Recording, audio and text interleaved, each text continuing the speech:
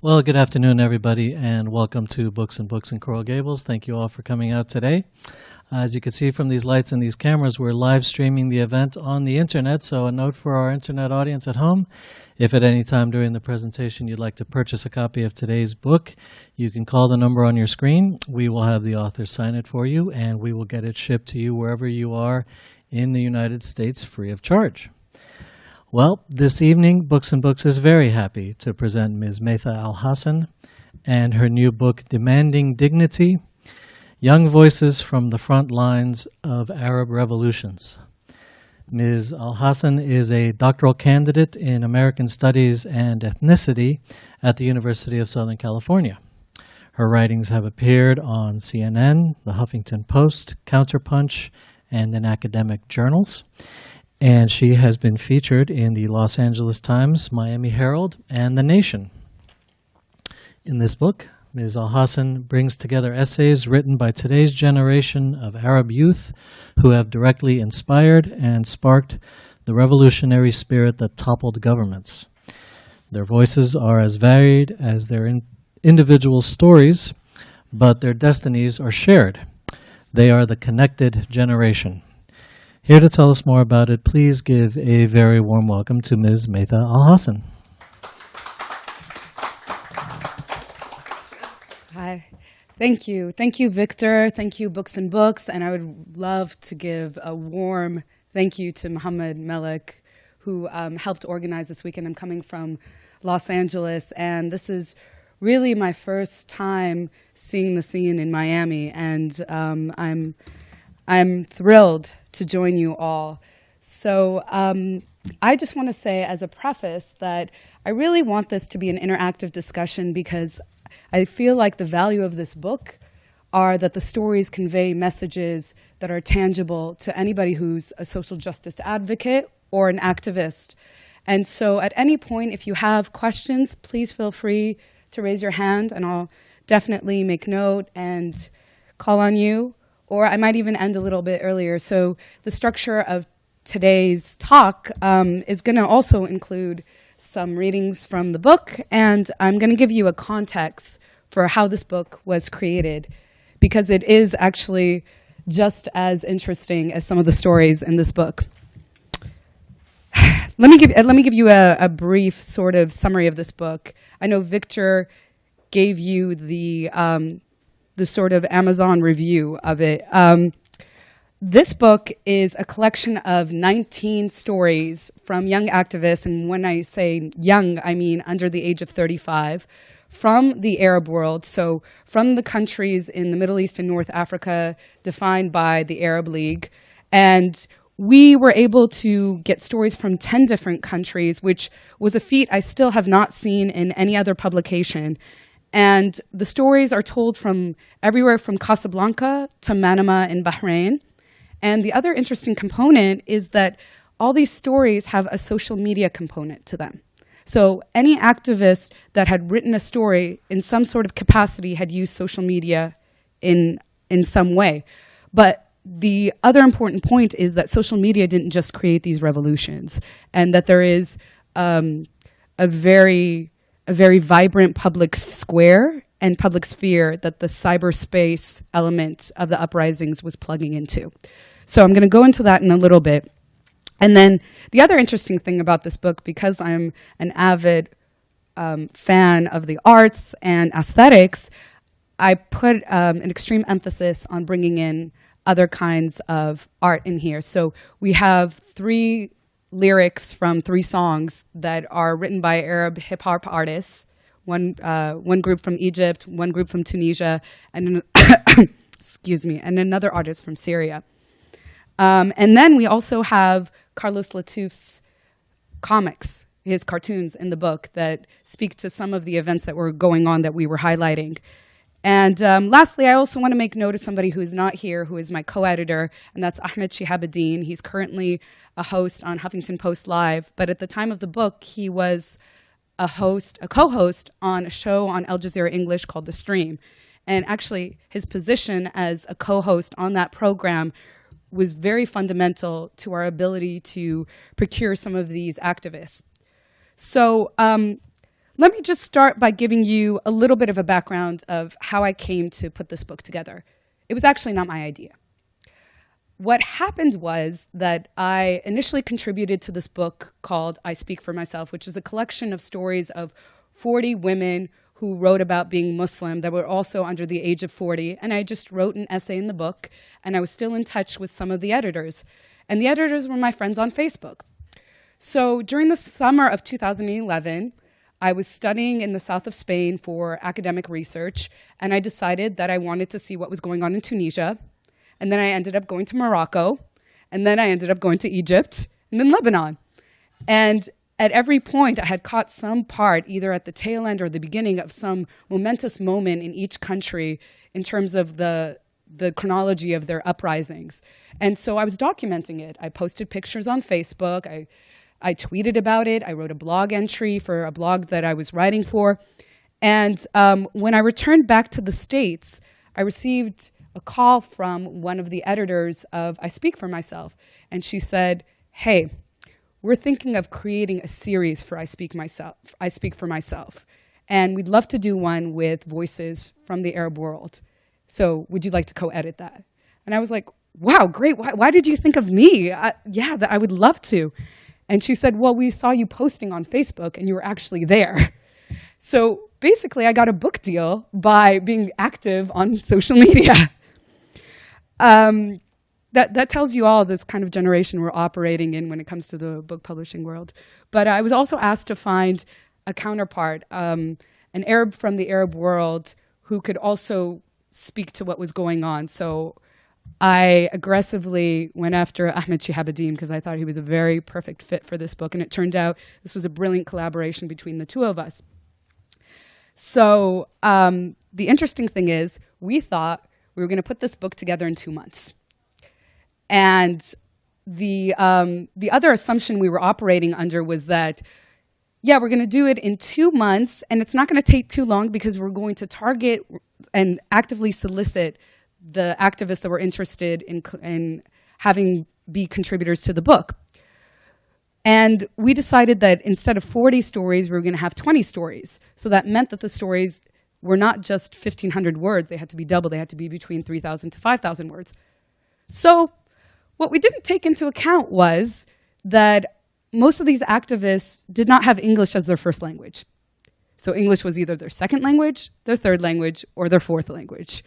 And that was part of the process that was definitely challenging because we were operating with people who were trying to write about their feelings and their experiences in a language that wasn't necessarily their first instinct. So we had that. Then the other thing was we were working with activists. So they were in the middle of organizing. Some of them were very, very active in organizing and leading the uprisings in their country. One interesting story was we had an activist from Yemen, and his English was also not as fluent as would make the editing process easy. So I was desperately trying to get back and forth with him because we had a deadline approaching, and I wasn't hearing from him. Oh, and the other thing is, in Yemen, they only have internet 2 hours a day. So that was another added challenge and disadvantage. So I was trying to get in touch with him, and I hear from him a couple days later, and he's apologizing to me profusely, and he's saying, "I'm sorry, May. I'll get it to you really soon, but I was leading a march from Sana'a, 150 kilometers, and it was really important, but I'll get you the second draft." And, in that case, you really couldn't be mad at the activist. So we had those multiple stories, and we were talking to people who were mobile all over the world. There was an activist, a Bahraini activist, who is a human rights defender. Her name is Mariam Khawaja. And she was jumping around from meetings in Geneva to The Hague to South America to South Africa. And sometimes we just had to rely on Skype or Google Hangouts or random moments at 5 a.m. when they were on GChat. But it all came together, although there were probably 5 different deadlines that we had. That we actually changed it multiple times. The other interesting aspect of this book was what we learned, and what we learned about how the West failed in reporting what was going on in the Arab uprisings, and how the West had failed with how they were framed, the Western media, I should say, how the Western media failed in the way that they were framing the revolutions. And why do I use the term revolutions? Was it really a revolution? A lot of people would dispute that. A lot of academics would dispute that. And I've come to debate them vigorously, but I stand by one thing, and that is the term that was used almost unanimously across the board from Morocco to Kuwait, because Kuwait had protests later, was thawra, which means revolution in Arabic. So that was the decision Ahmed and I made, which was that we were going to take the terms that these people were using to self-identify. We were going to try our hardest to make sure that even if they didn't translate the way that certain terms and ideologies are conceived in the West, we were going to find some way to translate them.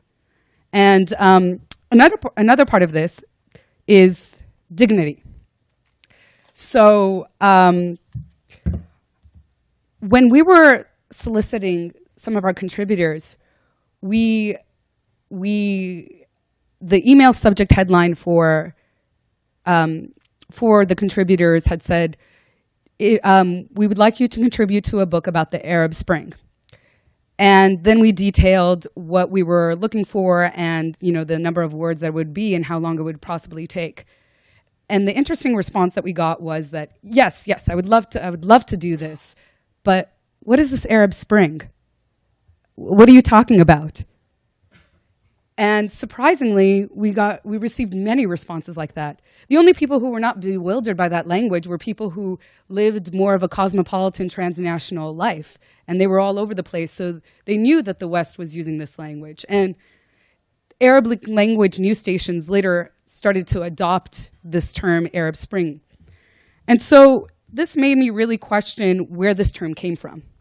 And I later found out that this term was a holdover from 2005 when Iraq, after two years after the start of the Iraqi war, had instituted elections. And I believe it was elections. I don't remember if the constitution had been written, but they instituted elections. Mubarak had called for elections as well. And I believe there were some reforms that were some municipal reforms being put into place in Saudi Arabia. So Western media, there was a specific journalist, actually, I can't remember his name at the time, had dubbed this the Arab Spring. And they dubbed this the Arab Spring that was precipitated by Western intervention. So Western intervention led to democracy spreading across the Arab world. And then what did we see years later? Hosni Mubarak postponed elections. Saudi Arabia did not fulfill the reforms. And Iraq is having a bomb every other week. So this term was reproduced. And so what I was thinking to myself is, what were these folks demanding? What was so unique about this moment? And this term in Arabic, karama, which is dignity, kept on showing up. And it kept on showing up much more than democracy, which is fascinating. Because if you think about that, you start to realize where these uprisings, the origin point of these uprisings.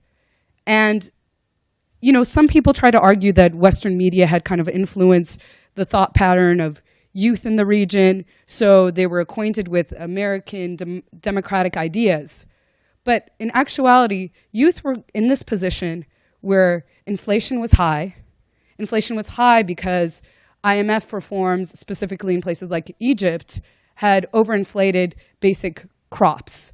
And so eating food was becoming almost like a luxury to be able to afford food. That's why they started to call them the bread riots.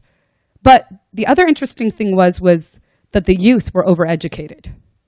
So they were overeducated, underemployed, and were in a permanent state of being stalled from getting married because they didn't have a job and they couldn't afford to be married.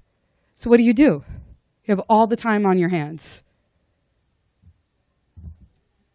Mohammed Bouazizi, that's what happens.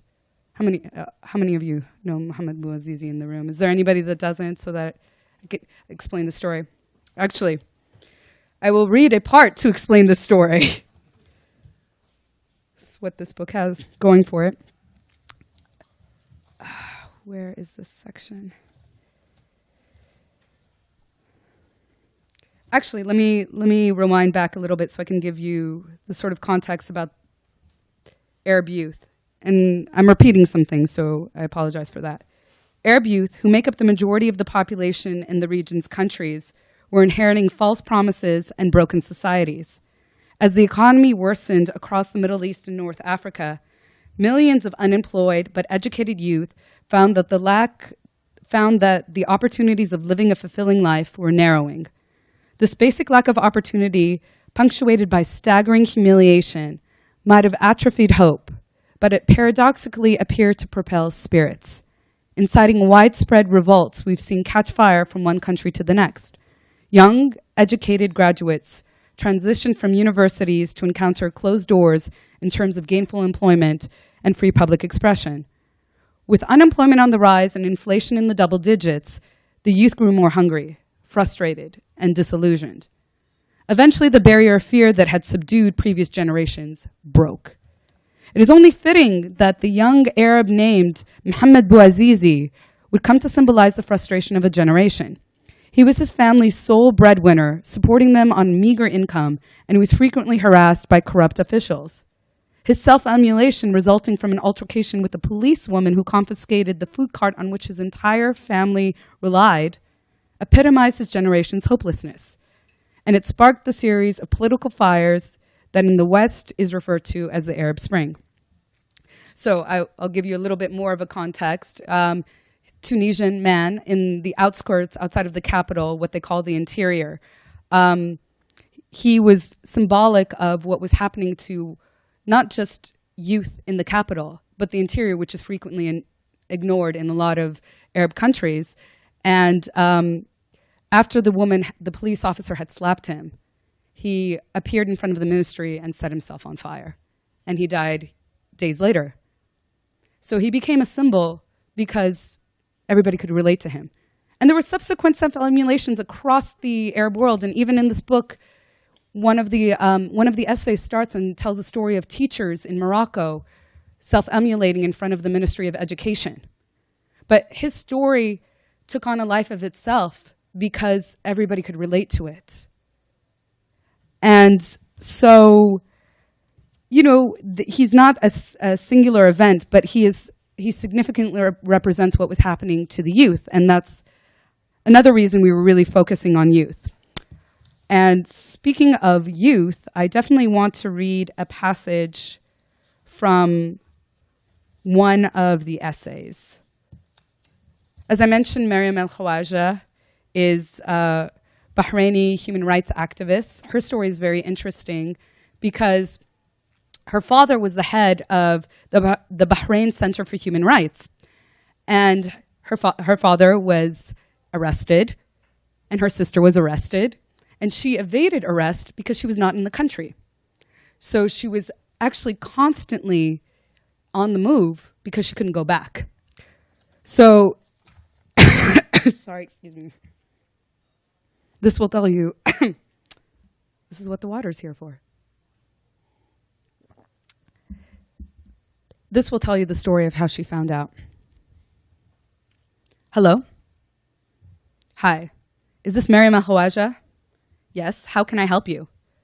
Hi, I'm a journalist and I wanted to know what your reaction is to your father's sentence. I opened my eyes and tried to awaken my still half-asleep brain and body.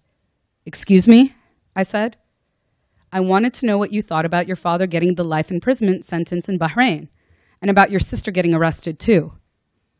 I'm sorry, can you call me back later? I felt my voice get shaky, and I hastened to end that phone call so I could call my family. I texted my sister. She was supposed to let me know as soon as the verdict was read. She didn't answer, so I called my mom. Mama, what happened? I asked her. Your father got life imprisonment, and as soon as the verdict was read, he said, the struggle will continue. So they beat him and dragged him out of the courtroom. Then your sister said, Allahu Akbar. So they arrested her too. What? I kept hearing the call waiting tone on my phone. Several news outlets were calling me, probably to ask what I thought of my father's sentencing. I have to go, Mom. I'll talk to you later. Please let me know as soon as anything happens. Of course, Mama. Be strong, she replied. With that, I ended the phone call. I took a deep breath and slowly let it out. I felt the tears streaming down my face. I'm not one to cry, but this time I could not control it. It was as if, at that moment, my eyes had decided they need to renew my vision by cleansing my view with tears. I took another breath as I heard the phone ring, and I thought, this is not the time to get emotional. Pull yourself together. I started answering phone calls and also writing an email about the government's sentencing of 21 people, including my father, that morning. The date was June 22nd, 2011. I was turning 24 in 4 days, my first birthday away from my family. I had left Bahrain in the beginning of March that year to give a speech at the Human Rights Council in Geneva and had not been able to go home since because of the political unrest in my country. I'd been living out of a suitcase, traveling from country to country, trying to make sure the international community knew what was taking place in Bahrain. It had been difficult, but as always, I derived strength from my mother. My mother had been the backbone of the family for as long as I can remember. She's the strongest human being I know. Despite overcoming some of the most difficult situations, she continues to tell me to never lose hope. If I manage to become at all like my mother, it will mean that I have done well in my life. So the story continues on with how she assumes the role of leadership in exile outside of her country and what she was doing to bring attention to her father and her sister's arrest. And even her meeting with the then, at that moment, Secretary of State Hillary Clinton. And because Mariam is also a poetic person, she included a poem in her entry. And I wanted to read this because it also harkens back to the discussion that I was having about the term Arab Spring. So she says, they call it Arab Spring. They beautify the bloodshed, the spilt brains, the torture, the arrests, spring. People losing their arms, spring. People shot in the chest, spring. People electrocuted in their ears, spring. People with their jaws broken, spring. If this is spring, what will winter be like? And then she has another poem in this book, and I don't know if I wanted to. Well, I'll hold off on that. There's a story, a Syrian story that I kind of wanted to read, but maybe if that comes up in Q&A, I'll go into that because I know Syria is hot on the minds of people, especially since it became part of our national political discourse about whether or not we should intervene. So with that, I'll end it there and open it up for questions. Yes. Can you elaborate more on Syria? Okay. That's my question. Is there anything specific you would like me to address? I guess, because and I spoke to you about this the other night, we had a lot of demonstrations ourselves here about our intervention in Syria. We definitely did not feel like that's something that we should have been doing from the beginning. And then shortly thereafter, Obama finally said, okay, we won't go there. But obviously that wasn't us. So it's like, I mean, what can we do and what is the situation exactly going on right now, presently there? Yeah. It's so difficult. Excuse me. 1 second. So one of the activists in the book, Rami Jarrah, has been involved since the beginning, and his essay is about how he operated under the pseudonym Alexander Page. And he tells the story of how he was ousted in terms of his identity by the regime and how he had to make a split decision about whether or not he pack up his family and leave. And so he's been somebody that I've been in contact with for ever since the uprising had begun. And his story does point to an indigenous movement. I know a lot of people who are anti-imperialist leftists or just leftists in general would like to, would like to paint the political situation and geopolitical situation of Syria of one that is a Western imperial conspiracy to go in, to intervene. But I think there's too many things going on for the narrative to be that simple. And there's also very little understanding of the regional powers at play. So for instance, what does Saudi Arabia want? What does Qatar want? And of course, we ask the question of what does Russia want? We ask the question of what does Iran want? What does Israel want? What does the US want? And sometimes we operate under the assumption, because we're so used to it historically, that the US has a strategic interest and desire, and that will prevail. But there's too many forces going on. And Saudi Arabia is a very interesting one to look at, especially with how they've handled not just Syria, but Yemen and Bahrain. So Saudi Arabia has very much tried, and Libya. I don't know too much about Saudi Arabia and Libya. I know Qatar and Libya, so I will not speak on that. But there definitely is a desire to frame the narrative of what's happening as a clash between Sunni and Shia, and also a way of pacifying and moderating the warmongering Iran, which has never invaded another country to my knowledge. And obviously you can talk about the way that it supplies non-state actors like Hezbollah. That's something up for discussion. But for Saudi Arabia to paint this fear of a Shia takeover of the region, it's been a narrative that has been constantly been perpetuated throughout all the other Arab countries. So, somebody would ask what is also to their benefit. And what you find out in this book too is we have a narrative from Saudi Arabia. It's actually the last essay in the book, and it's written by a Shia man from Saudi Arabia who was one of the first people to start a blog, and it's called Saudi Genes. And it's quite interesting because it kind of, let me see if I have the ending of it.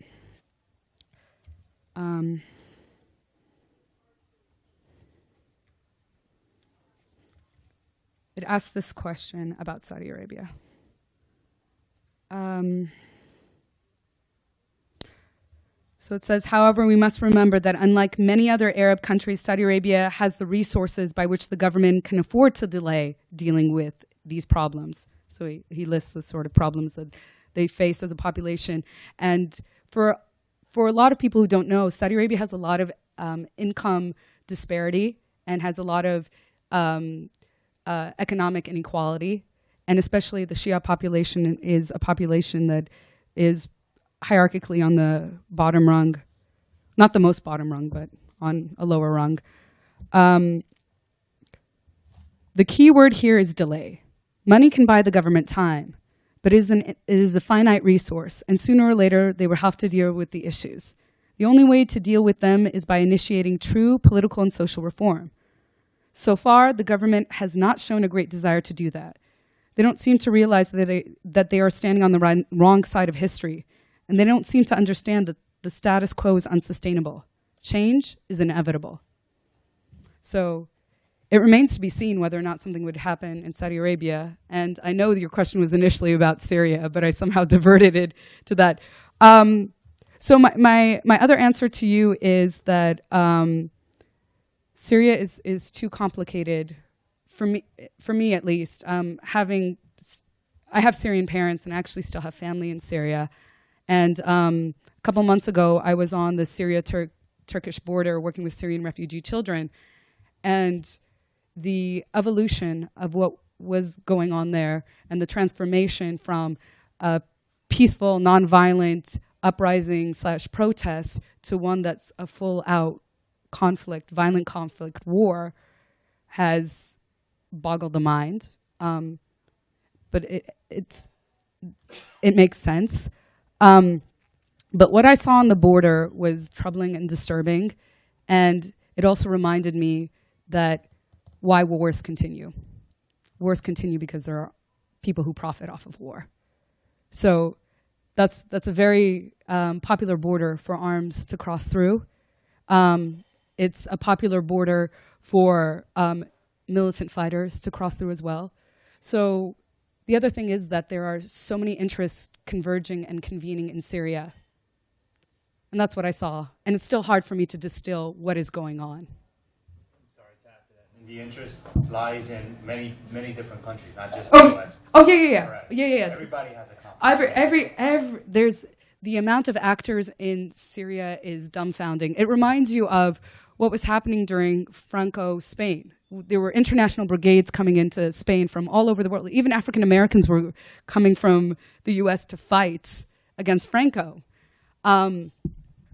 And other interesting actors are European Muslims who are coming in and fighting the jihad. And some white European Muslims, we're not necessarily talking about children of immigrants, are coming in. I saw your hand. So a couple of things, if you don't mind. First is the spring meme has been going on at least since, in my memory, 1968 with the Prague Spring. Oh yes, yeah. So that's Further back. Further back, I'm sure, but that's the first one that came to my mind. So that's a common sort of journalistic propaganda twist. So I have a couple of questions. One is kind of just a rhetorical question that I'd like to hear your opinion about. Okay. What do you think is the difference between an activist and a revolutionary? Oh. Right? The other thing is these manifestations, as Haitians would call them, for instance, that we've seen throughout the area, whether they're food riots or anti-corruption riots or what have you, these popular uprisings, is there, and we've seen it in Ukraine recently also, right? Mm-hmm. Is there any kind of popular manifestation that will not be co-opted by international actors? So we've seen that, we saw that in Syria with protests against corruption and discrimination. We've seen it. I mean, it's just a common thing where people look, and we see it in Venezuela. People with legitimate protestations, their movements are pretty much immediately co-opted by international actors.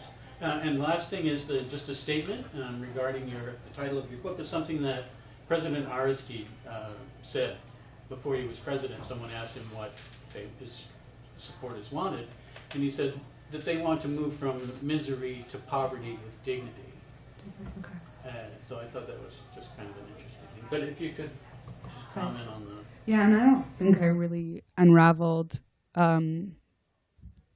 solidly why dignity continued to stick. But first thing, Spring of Nations in Europe, 1848. That's kind of where the term originates. And ironically, when the Communist Manifesto comes out, right? It's really strange that Marx and Engels call for a worldwide revolution of the workers, and yet nationhood and nationalism is actually the popular trend that springs across Europe. The other question of activist versus revolutionary. I don't know. I'm trying to think of how the activists call, or some of the, now I'm using the term activist, because, and I'm hesitating because I know a lot of the people who contributed to the book are very resistant to being called anything but a revolutionary. And that's definitely what they see themselves, and they're actually insulted, especially Syrians. And I know a lot of Syrian activists who feel very sensitive with the way that their uprising has been portrayed and the way that they've been also coined as rebels. They do not like the term rebels. I'm going to go back to the Syria thing very quickly, because that uprising is operating on many fronts and also different stratas of society. There's a city in Syria called Kafranbel, and it's known as the little city that could. And if you want, you can go look up online, occupykafranbel.com or .org or something like that, and they'll show you their popular form of protest and manifestation, which actually has not been co-opted, interesting enough, so it might lead into your next question. They come out every day and they do kind of innovative signs of demands that they have on the international community. Most of the time, it is around trying to trump up support and visibility and exposure for their cause, and for the world to just respond. I think there's an overwhelming feeling of despair from Syrian revolutionaries and activists that the world is silent and they're not responding to what is obviously a human rights catastrophic disaster. Bless you. So one of the signs that they created after the Zimmerman verdict, they created a sign that said, "We know how it feels, Martin family. We know how it feels to be, I think, the victim of a thug or something like that." But they expressed their solidarity with the Martin family in a sign. And so every day, like especially when the Geneva Accords were in the international news, they had messages that they were trying to send to an international audience. And at this point, they've even kind of created their own sort of spontaneous community. It's a tiny rural city that is not connected to some of the bigger cities like Aleppo and Damascus and Homs and Hamma, like, and Latakia, like we've been hearing on the news. So they have been harassed. Their leader, or the figure that has been the most popular in their movement, was shot. But for all intents and purposes, they've been able to control their area almost autonomously. Manifestations, it's the same word in French, right? So actually the Tunisians use manifestation. And actually, interesting, Tunisians use dégage for getting out their leader. What was your other question about? Oh, basically about the problem of co-option. And when the young woman in the back was asking about Syria, what can we do? I mean, the problem that I think that a lot of us have is that we support the people who have these grievances. Right. But as soon as these things get co-opted by geostrategic forces, right, it's a no-win situation. You're caught between two bastards fighting over. Multiple. It's not even two. I think that's the point, and it makes it very sticky and thorny, and it makes people want to step aside and wash their hands clean of the situation. What people can do, though, is address the humanitarian crisis. And we can do that through refugees, specifically as Americans. Syrian refugees, I think last count I heard, 33 were allowed into this country. So there is, I don't know the details, but there is a specific kind of visa that we can petition for them to have to open the doors for refugees to come into this country. So actually the numbers with European countries, with the exception of Sweden, because Sweden needs a workforce, so they're welcoming everybody in, are pretty deplorable. Lebanon has taken almost double its population in terms of refugees, and Jordan has like 800,000, and there's probably millions more refugees than we're able to count because not everybody's going to register. So that's something we can do tangibly. We can look at the refugee issue, how many refugees are allowed into this country. The other thing we can do is support these initiatives, and I know that it's difficult to figure out which initiatives are the clean ones that your money is going directly to a group of people that you're interested in helping. But if anybody wants information on that, please see me. I have many organizations that I've worked with that I feel very confident in recommending to people. But I mean, the process of co-option has created the refugee problem. I mean, just to look at Syria, I mean, if those demonstrations and manifestations had been localized by meaning in Syria, we wouldn't have 1 million refugees, probably. I mean, as soon as it got globalized, then... Right, but can anybody help how it got globalized? I mean, I don't think at this point we can really blame the series of events, and I don't... sorry. I also like to remind people of Syria's historical context, which is something that makes me continuously profoundly surprised that they even rose up, which is, oh, thank you so much. I'm in desperate need of water. Syria had been operating under the thumb of the Assad regime since '63, but previous to that, they had successive governments, parliamentary governments, change almost every year. Thank you so much. And within that time frame, when the Ba'ath Party, sorry, not the Assad regime in '63, it was the Ba'ath Party in '63, and then the Assad regime in '70, '71, that was the corrective movement. And ever since that time, there was a very aggressive arrest of political prisoners. I mean, it was so common to hear any family with a story of somebody in their family being a prisoner. And there was actually even a fatwa issued by an imam that was calling for women to have the ability to marry a second husband because it was such a crisis of having men being locked up. And I mean, other things are that what? I mean, I'm Syrian, so I am pretty biased about that. No, not you have two wives. They would have two husbands. Oh, no. That's what the fatwa was. Yeah, exactly. But that I mean, for everything we hear about Islam and the Arab world, that seems kind of surprising. But that was addressing a pretty profound crisis that was happening at that point. And I also like to remind people that the internet didn't come until later in the 2000s, and cell phones didn't as well. My aunt, the way that she would describe it, my aunt who lives in Spain, and she'd come back pretty frequently, she said when you had a cell phone on you in Syria, you felt as if you were carrying drugs with you. Yeah. And so what people are not attuned to is how repressive the state was and how unbelievably skilled they were at maintaining their hegemony.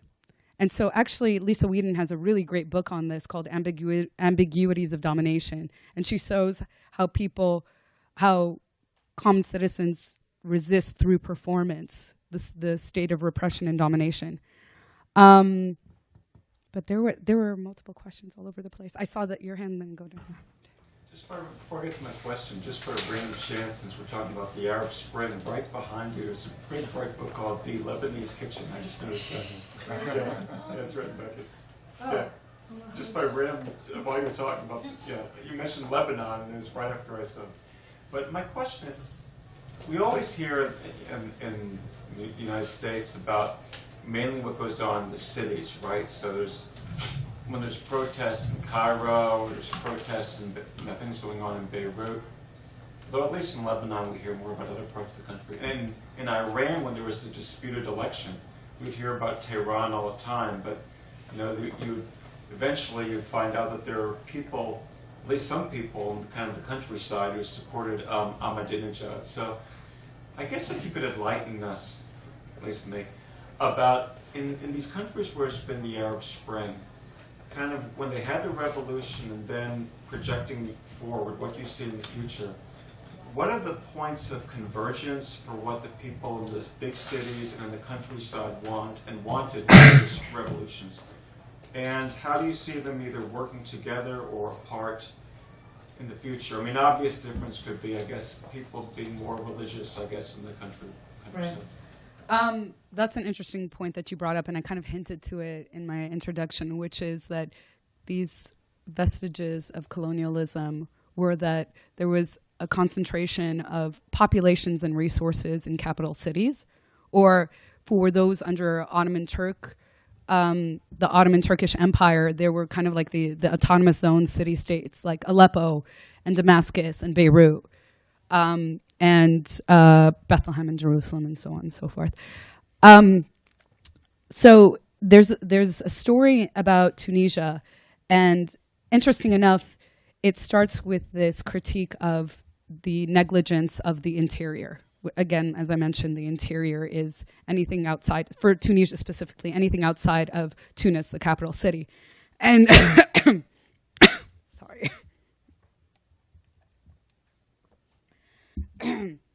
So the author is from Tunis, and he was on some sort of cross-cultural exchange in the U.S., and somehow he was just Googling one night, looking at YouTube, and he found protests from a city in Tunisia called Gefsa.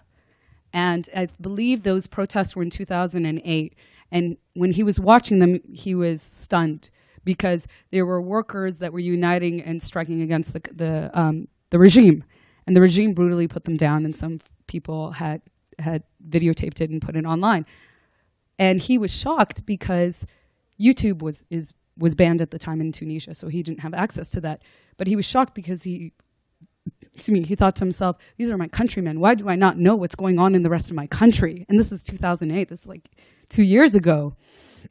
And so, strategically, what that's meant is that people are disconnected from each other. And so a wide sort of critical mass that is in coordination with each other from the capital city to other cities was lacking. So, some people theorize that the internet, social media, YouTube was fundamental in terms of doing electronic pamphleteering, right?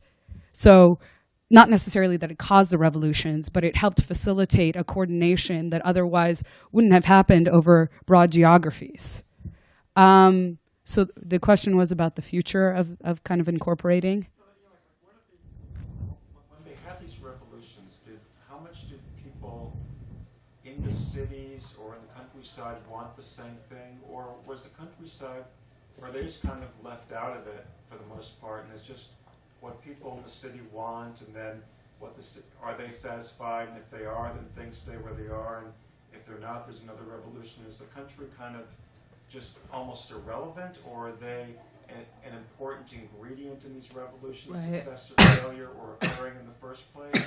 And if they are, what are the cooperation and intentions going forward? Right. So, yeah. I'll try to remember how all of them and try to connect them in some way. So what most of the countries who rose up as a population, where the epicenter were the capital cities. And the exception of that was Syria, right? So we saw protests on the outside in Daraa, and then everybody speculated when it would make it to a capital city or a business center, because the theory was then there's a potential to really oust the regime. And we saw the opposite. We saw extensive violence, brutal violence, and actually it took down the popular uprising. I think this is I'm sorry, how did it take it down, though? Can you elaborate on that? Well, I mean, with Syria is, okay. No, what was happening in Syria was, for 6 months, it was a nonviolent popular protest, right? And then there was only there was a point when somebody could take regime forces shooting at them and not defending themselves. So at that point, there was the turn to, there was a breaking point, but it started with protecting, right? So getting any arms that they could. Anybody, right. So it was self-defense. Anybody that defected from the military, anybody that had guns left over, or anybody that could get their hands on some sort of weaponry that could protect their neighborhoods. And then again, it kind of turned into, okay, now I'm shooting you back, right? It was escalating to that degree. But the thing was, the Free Syrian Army always was dramatically and disproportionately outnumbered by the regime. So they never really had arms. And this is the qualm that most people, either activists or activists who support the Free Syrian Army or Free Syrian Army members, this is their qualm with the West and other Arab countries, is that they were undersupplied, and they were constantly asking for anti-missile weaponry and weapons, and they were consistently underarmed, and some even speculated that it was strategic to underarm them so that the war could be protracted. Where did they get the weapons from? Who? I'm just curious, or? I mean, it's a pretty open sort of secret, I guess. You know, the U.S. It's kind of ironic, getting back to your point about U.S. intervention. It was kind of ironic that we had a public discourse and Kerry went to the halls of the Senate, and because we were already arming them, we were already training them in Jordan. Yeah. You know? And it was coordinated out of Libya. Yeah. Folks, we have time for a couple more questions. I know Mohammed had one, and Did you answer my question? well, I'll get more detail, but it was You were getting deep. yeah. Sorry, but this is one of the fundamental problems moving forward with how to incorporate the internal, right? The rule, the internal. No, oh wait, sorry. Mohammed had his hand, then we'll get to you. Yeah, so I mean, so when this quote unquote Arab Spring began, which folks consider internally as revolution, it was interesting how the Western media sort of depicted it. Many different types of Western media depicted it. So one of the phrases that was used was like the Arab awakening. Oh yeah, I And hate it that one. struck me when I heard it that it was as if everyone was a zombie until all of a sudden Twitter and Facebook came into their life or something like that, and there was never resistance or liberation. So my question is kind of like, what informed the way that a lot of the fear that from the beginning and even now is around movements for liberation, at least in the United States, that perspective. What informs that fear? Is it historic? Is it something new? Or does it have roots that go before, like this moment? Well, the irony, actually, and we wrote about this in the intro of our book, is that what we did see with the Arab uprising was a transformation of the stereotype of the young Arab male. You know, the young Arab male was a terrorist to be feared. And then after the uprising, and with images beaming from Tahrir Square with people waving Egyptian flags in Liberation Square, they transformed into the protester to emulate in Occupy. And so we have, I guess I'll briefly go into this by reading this. We briefly touch upon that. Let's see if I have it with me.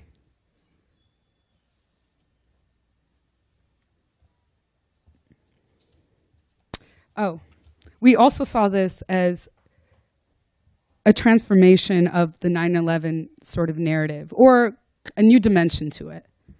In each of these instances, the government seemed to be responding to an intellectual and activist ripple effect moving through the Arab world, quite opposite the image of that world popularized in the West after September 11, 2001. In 10 years since then, the West had associated Arabs and Muslims with images of destruction, killing, and sectarian conflicts on its television and movie screens. Today, images of young Arabs and Muslims fighting for their rights to determine their own future stream online and on TV. One could even conclude that the Arab Revolutionary used formula for protest, an ostensibly leaderless movement that linked cyber and public spaces by tweeting and YouTube video uploading from occupied public spaces, has been the inspiration for cascading protests globally, including the rise of Occupy movement and the Chilean Spring that same year. In many ways, the protest movements of the Arab world had re-inspired Americans to challenge corruption at home. One of the United States' most provocative public intellectuals, Cornel West, who has spoken at different Occupy events across the United States, acknowledged, "We will send a message that this is the U.S. fall responding to the Arab Spring."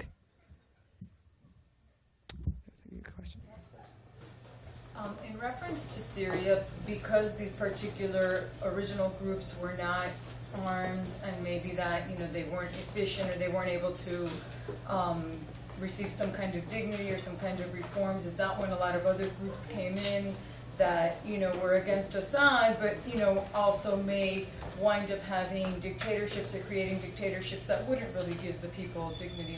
Was that like a turning point? There is an argument out there that follows that line, and there are activists during the discussion in September about whether or not we strike who said, I hesitantly support the idea of Obama striking. Ideally, I wish it happened 6 months into the conflict. So there is that portrait. But I know that was the last question. Thank you again. I'll have to get you another bottle of water. What was that? I'll have to get you I know, another I'm bottle of so water. sorry. All right, a reminder for our internet audience at home, there's still time for you to call the number on your screen and you could purchase a copy of the book. We will have Maytha sign it for you and we will ship it to wherever you are in the United States free of charge. Also, all of our live streamed events are archived. So if you didn't catch it live or if you missed the beginning, you could visit the Books and Books website, go to the live streaming link, and anything that's been live streamed from here at the store will be there saved for you to watch at your convenience. For those of you here in the house this evening, we have Demanding Dignity for sale at the counter over there. Ms. Alhassan will be signing here at the table to the left of the podium. This was a fascinating talk. Why don't we give her a big hand? Thanks very much.